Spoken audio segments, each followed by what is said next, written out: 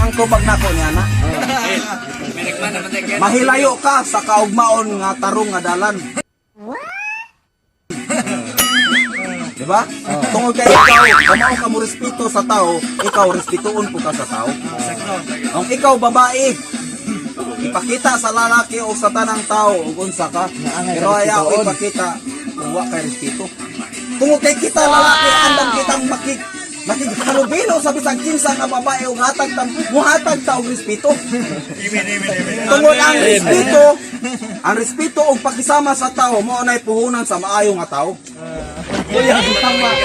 Bahali na tayo. Bahali na. Wa pa gani ko kayo nang tanduay. Ma-English na lang daw. Kung ikaw tao, di ka muhatag bisag gamay ng respeto isig ka tao nimo. Unsa ibaw sa tao, kaminusan ka. Hatagan ba ni kag respeto nga wang ka muhatag og respeto. Mo na, boy. Ang puhunan dun sa isa ka tao, boy, arong mulambo ka sa imong pagkaikaw ug bisag asa ka moabot ug manginabuhi ka man o dili, ang puhunan sa imong batasan mao ang pagkamaayong tao. Kuha na sa kay, una kapit na nalito. Ha? Kamaayong tao.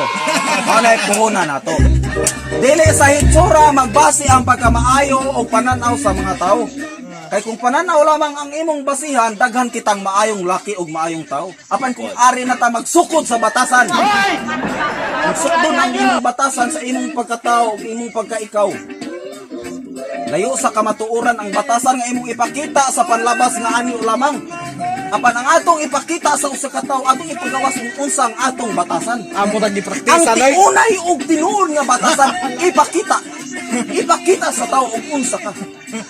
Apan ay ipakita. Amen. Kung bija ka. Pre. Amen. Sa. Ipasagit kamay, ipasagit. Di masagit oy. Wah, pasangit ka na. Ano rin, pasangit? Mana boy ha? Kaya ikaw boy, bata pa ka boy.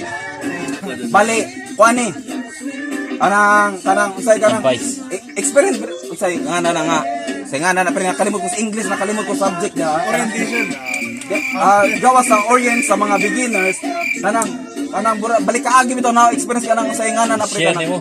Kanang nice term bitaw paminawon kanang what kind of animal like that? Kanang ikaw makikita ka, boy, ka boy. Abi ka nang matripan. Anang, based on my experience, that's why I called. Based on my experience, boy.